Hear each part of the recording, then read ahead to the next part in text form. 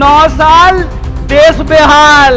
पूछो कि 9 साल में 18 करोड़ नौकरी क्यों नहीं है, यह सवाल प्रधानमंत्री से पूछना जाना चाहिए। मैं देश के प्रधानमंत्री से एक सवाल पूछना चाहता हूं। मैं जय शाह के पप्पा से एक सवाल पूछना चाहता हूं कि दुष्यंत चौटाला को बगल वाली कुर्सी पर बिठा करके कौन सा 35 बिरादरी 36 बिरादरी कर रहे हो बे?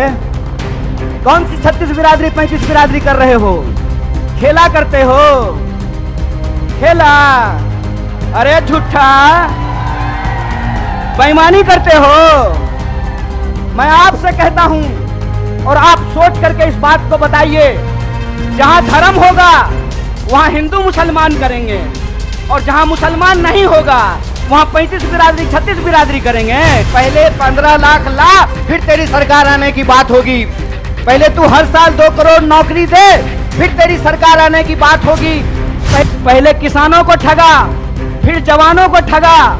बोलिए, अग्निवीर आया है कि नहीं आया है? एमपी बनेगा 5 साल के लिए, अग्नि बनेगा 4 साल के लिए। बोलिए, बेईमानी है कि नहीं है? और हम देश के प्रधानमंत्री नहीं हैं कि झूठ बोलेंगे आकर के आपको जबरदस्ती कहेंगे कि हमारा जींद से बहुत पुराना नाता है।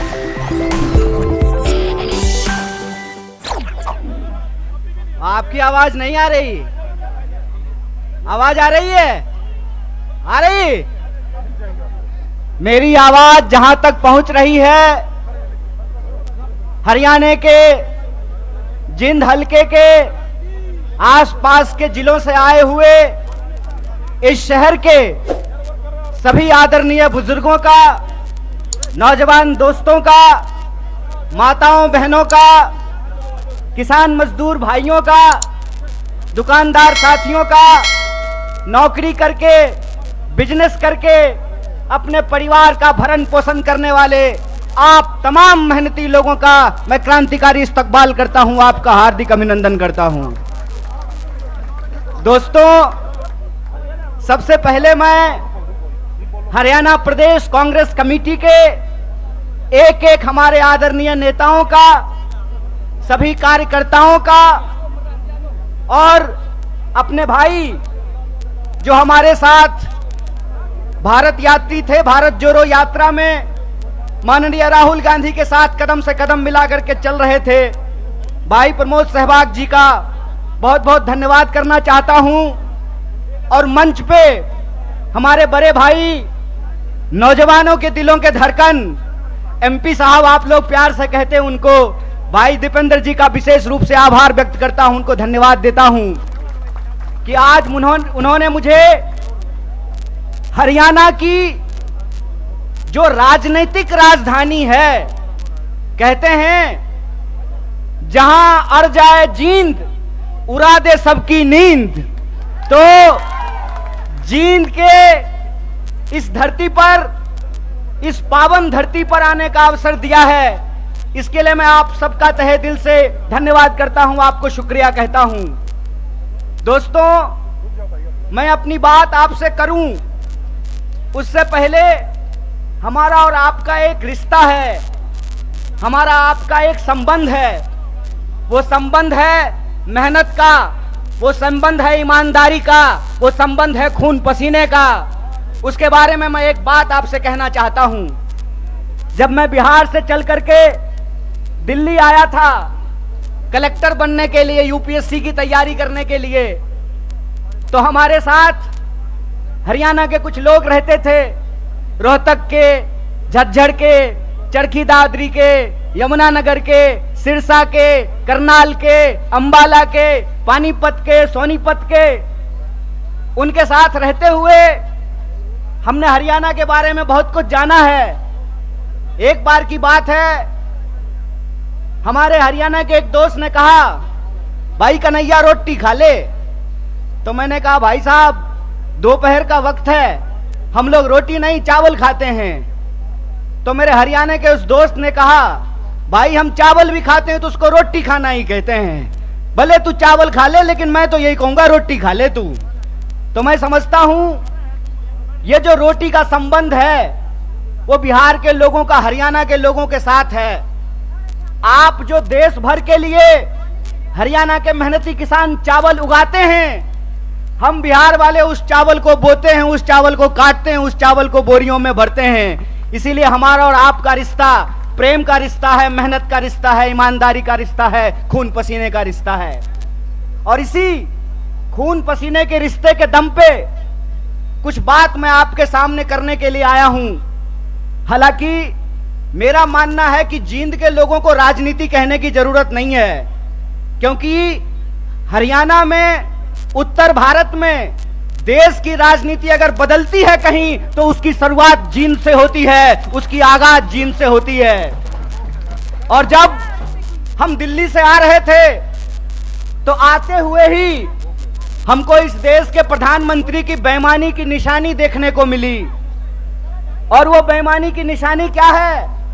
तो टीकरी बॉर्डर पर बहादुरगढ़ के पास आज भी किसान आंदोलन का वो क्रांतिकारी इतिहास, उसके चिन्ह वहां पे मौजूद हैं कि किस तरीके से इस सरकार ने इस देश के किसानों के साथ बेईमानी की थी। एक बार फिर से आप जानते हैं कि हरियाणा प्रदेश है खिलाड़ियों का। हरियाणा वो प्रदेश है जहां सबसे ज्यादा पदक जीत करके देश के लिए अगर कोई लाते हैं तो वो हरियाणा के छोरे और छोरियां, ये बात हम सब जानते हैं। अगर आप इस देश की फौज को उठा करके देख लें तो सबसे ज्यादा बेल्ट की नौकरी करने वाले नौजवान अगर कहीं पैदा होते हैं तो हरियाणा में पैदा होते हैं। लेकिन अगर आप आज हरियाणा की स्थिति देखें तो इस बेईमान भाजपा सरकार ने हरियाणा को एक जगह और एक नंबर कर दिया है। और वो जगह, जब हम बेरोजगारी की बात करते हैं तो आज हरियाणा बेरोजगारी में भी नंबर 1 हो गया है। ये जो हरियाणा के अंदर हालात पैदा हुए हैं उसके बारे में अगर कहीं से क्रांतिकारी शुरुआत हो सकती है तो वो धरती जींद है। इसीलिए मैं धरती के तमाम माताओं, बहनों, किसान, मजदूर भाइयों और नौजवान साथियों से कहता हूं कि इस ऐतिहासिक शुरुआत को आपको करना पड़ेगा। और आपको यह समझना होगा कि आज हम किस परिस्थिति में जाकर के खड़े हैं। आप देश के किसी भी इलाके में जाकर के घूम करके देख लीजिए, हर जगह एक बार फिर से भाजपा का प्रचार शुरू हो गया है।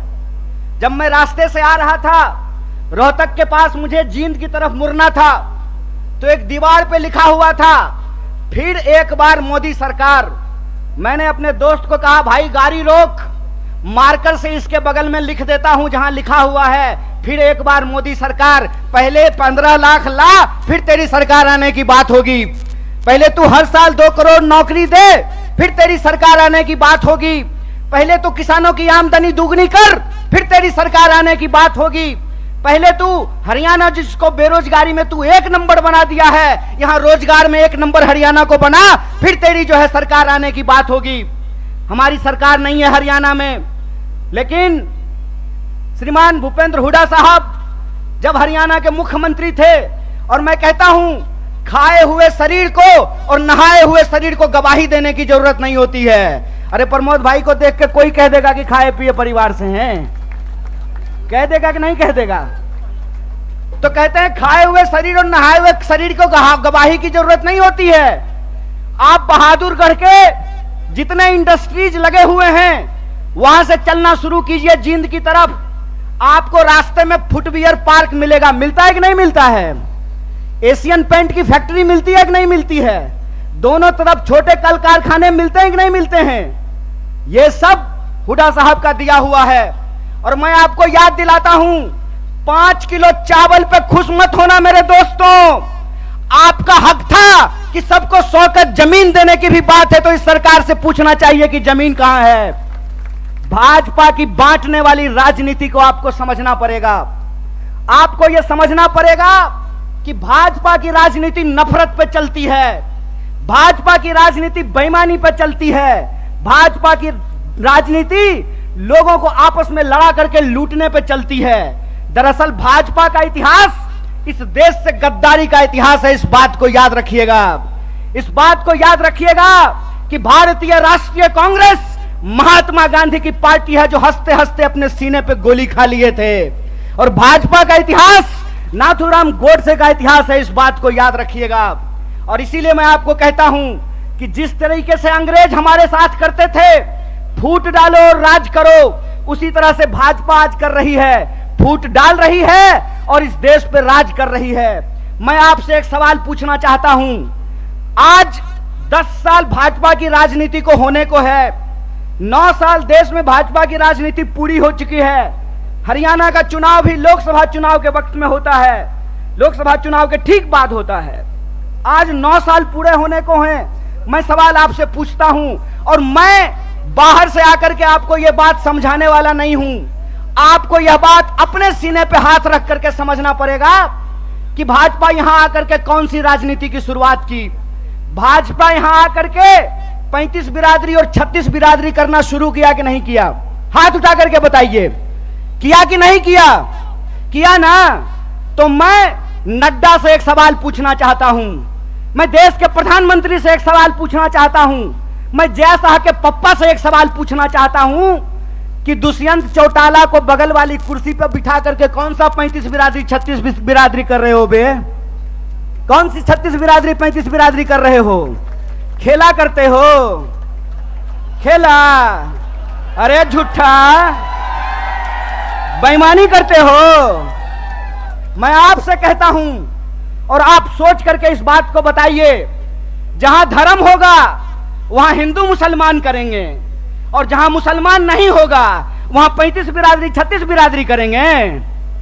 यह मन में आप सोचिए और विचार कीजिए। अगर मैं गलत हूं, निकालो रस्सी, लगाओ फांसी पे।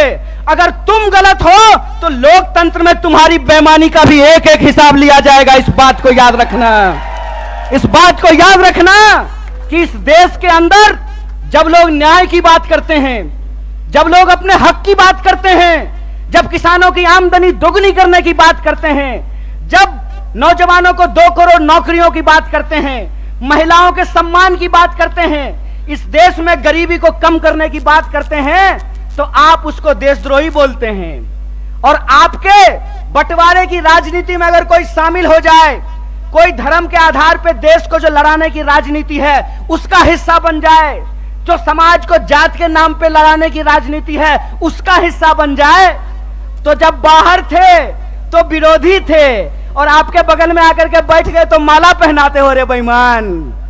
अरे कौन सा ऐसा वॉशिंग मशीन है रे कि जब कांग्रेस में रहता है तो चोर होता है और तुम्हारा पार्टी में जाकर के ईमानदार हो जाता है रे झूठा। देश को ठगते हो, देश को ठग के बेईमानी करते हो। तो हमको एक सवाल का जवाब दीजिए। ये 35 बिरादरी 36 बिरादरी कहते हैं और नारा लगाते हैं सबका साथ सबका विकास। अगर सबका साथ सबका विकास नारा है तो हरियाणा में 35 बिरादरी 36 बिरादरी कौन कर रहा है? भाजपा इस सवाल का जवाब दे। ये सवाल मैं पूछना चाहता हूं, और मैं ये सवाल पूछना चाहता हूं कि हरियाणा के इस तरफ पानीपत में, सोनीपत में 35 बिरादरी 36 बिरादरी, यमुना जी के उस पार 35 बिरादरी 36 बिरादरी नहीं। बोलिए सोच करके, यहां वोट चाहिए, वहां वोट नहीं चाहिए, और वहां वोट चाहिए और यहां वोट नहीं चाहिए। नदी पार करते हुए ही बेईमानों का ईमान बदल जाता है। यमुना के पार अलग राजनीति बागपत में, यमुना के इस पार सोनीपत में अलग राजनीति। इस खेल को हरियाणा के लोगों को समझना पड़ेगा, इस खेल को जींद के लोगों को समझना पड़ेगा। और याद रखिएगा, जब जब नींद से उठता है जींद, तब तब आती है हरियाणा में बदलाव और हरियाणा में आती है क्रांति। इसीलिए मैं आपसे आग्रह करने के लिए आया हूं कि आपको समझना पड़ेगा कि देश के भीतर जो सच्चाई है वो हकीकत हमको अपनी आंखों से देखना पड़ेगा। क्या नारा लगाए थे? बहुत हुआ महंगाई का मार, अब की बार मोदी सरकार। तो सिलेंडर 1200 रुपया में इनका चचा बेच रहा है। बताइए, पेट्रोल डीजल 100 रुपया लीटर मिल रहा है। क्या नारा लगाए थे कि हर साल 2 करोड़ नौकरी देंगे। 9 साल हो गया है, अभी टीवी पर प्रचार आएगा 9 साल बेमिसाल। तो मैं देश के नौजवानों से कहता हूं, हरियाणा के नौजवानों से कहता हूं, 9 साल देश बेहाल। पूछो कि 9 साल में 18 करोड़ नौकरी क्यों नहीं है? यह सवाल प्रधानमंत्री से पूछना जाना चाहिए। और आपने कहा था ना कि किसानों की आमदनी हम दुगनी कर देंगे। किसानों को 1 साल तक इस दिल्ली के बॉर्डर पे जाकर के आंदोलन करना पड़ा था। सैकड़ों किसानों को अपनी जान गंवानी पड़ी थी। और ये जिसका जिसका नाम लेते हैं ना, उसके उसके साथ बेईमानी करते हैं। 9 साल दोस्त बेमिसाल, 9 साल देश बेहाल। यह सच्चाई देश के लोगों को समझना पड़ेगा। पहले किसानों को ठगा, फिर जवानों को ठगा। बोलिए, अग्निवीर आया है कि नहीं आया है? आया है ना। तो एमपी बनेगा 4 साल के लिए, एमपी बनेगा 5 साल के लिए, अग्नि बनेगा 4 साल के लिए। बोलिए, बेईमानी है कि नहीं है? है ना। तो आप जींद के लोग हैं ना, करकरा के बोलिए बेईमान को बेईमान, चोर को चोर बोलिए, बेईमान को बेईमान बोलिए। हमारा लोकतंत्र का अधिकार, ये हमारा ईमान है कि बेईमान को बेईमान बोलेंगे। अगर प्रधानमंत्री 5 साल का हो सकता है तो सिपाही 4 साल के लिए क्यों होगा? अगर एमपी को पेंशन मिल सकता है तो बेल्ट की नौकरी करने वाला कांस्टेबल को पेंशन क्यों नहीं मिलेगा? ये सवाल पूछिए, ये सवाल पूछिए कि अगर प्रधानमंत्री को पेंशन मिल सकता है तो मास्टर साहब को पेंशन क्यों नहीं मिलेगा? प्रोफेसर साहब को पेंशन क्यों नहीं मिलेगा? सिपाही को पेंशन क्यों नहीं मिलेगा? सेना में नौकरी करने वाले को पेंशन क्यों नहीं मिलेगा? और मैं अपने बड़े भाई दीपेंद्र साहब के सामने आपसे वादा करता हूं, कांग्रेस का हाथ मजबूत कीजिए, भारतीय राष्ट्रीय कांग्रेस को लेकर के आइए। हमने हिमाचल में ओल्ड पेंशन स्कीम लागू किया है, हरियाणा में भी ओल्ड पेंशन स्कीम को लागू करेंगे, इस बात को याद रखिएगा। इसीलिए हम कहते हैं कि यह देश एक बदलाव चाहता है। हम मानते हैं कि आपको हमसे कुछ नाराजगी होगी, कई बार माँ बाप को भी अपने बच्चे से नाराजगी हो जाती है, लेकिन माँ बाप अपने बच्चे को उठा करके डस्टबिन में नहीं फेंक देते हैं, क्या माता जी? फेंक देते हैं। तो भारतीय राष्ट्रीय कांग्रेस आपकी पार्टी है और भारतीय राष्ट्रीय कांग्रेस का मुद्दा आपका मुद्दा है। और हम देश के प्रधानमंत्री नहीं हैं कि झूठ बोलेंगे, आकर के आपको जबरदस्ती कहेंगे कि हमारा जींद से बहुत पुराना नाता है। अरे प्रधानमंत्री जी, जींद से आपका पुराना नाता है ना, तो एक और मेडिकल कॉलेज यहां खुलवा दीजिए। रास्ता में आते हुए सड़क पे बहुत सारा गड्ढा है, यहाँ के लोगों को इलाज कराने के लिए हिसार जाना पड़ता है, यहाँ के लोगों को इलाज कराने के लिए दिल्ली जाना पड़ता है। अगर आपका नाता है तो जींद के लोगों को ठगना बंद कीजिए, क्योंकि जींद के लोग अगर जाग गए तो जींद हरियाणा की राजनीतिक राजधानी है और हरियाणा में बदलाव से कोई रोक नहीं सकता है। अगर आप परिवर्तन करेंगे तो हमारा वादा है कि हरियाणा को हम बेरोजगारी में नहीं, रोजगार में नंबर 1 बनाएंगे। हम हरियाणा के लोगों को, हरियाणा के नौजवानों को रोजगार से जोड़ेंगे। भारत जोड़ो यात्रा का संदेशा बिल्कुल साफ है। हम नौजवानों को रोजगार से जोड़ना चाहते हैं, किसानों को एमएसपी से जोड़ करके रखना चाहते हैं, महिलाओं को उनके सम्मान से जोड़ करके रखना चाहते हैं, बुजुर्गों को उनके पेंशन से जोड़ करके रखना चाहते हैं। इसीलिए हमारा जो लड़ाई है, हमारा जो संघर्ष है, वो कुर्सी की लड़ाई नहीं है। हमारा जो संघर्ष है वो सत्ता की नहीं है, सत्य की है। तो मैं आप तमाम जींद के लोगों से यह अपील लेना चाहता हूं, मैं आप तमाम लोगों से यह आग्रह करना चाहता हूं, सत्य की इस लड़ाई में लोग कहते हैं कि बिहार भी राजनीतिक रूप से बहुत सक्रिय जगह है, बिहार भी बहुत राजनीतिक रूप से सक्रिय है, लेकिन कई बार चिराग तले अंधेरा होता है। जींद भी हरियाणा का सबसे सक्रिय जिला है, राजनीतिक रूप से सबसे सोचने समझने वाले लोग हैं, लेकिन विकास जितना जींद में होना चाहिए उतना नहीं हो पाया है। तो हम आपसे वादा करते हैं कि चिराग तले अंधेरा नहीं होगा, हर तरफ रोशनी ही रोशनी होगी। और हमारा संघर्ष सत्य के लिए है। सत्य के इस संघर्ष में आप हमारे साथ हैं कि नहीं हैं? सब लोग साथ हैं। तो एक आखिरी बात बोल करके मैं अपनी बात को समाप्त करूंगा। आज 20 मई है, आज हमको दीपेंद्र साहब को भी शपथ ग्रहण समारोह में होना था, लेकिन हमने जींद से वादा किया था, अपने भाई से वादा किया था कि हम जनता के बीच में रहेंगे और सिर्फ कर्नाटक में नहीं, अगली बार हरियाणा के शपथ ग्रहण में शामिल होंगे। ये संकल्प लेकर के जाते हैं। इसी आशा और विश्वास के साथ मैं अपनी बात को खत्म करता हूं। शुक्रिया। इनकलाब जिंदाबाद। जय हिंद, जय हरियाणा, जय कांग्रेस।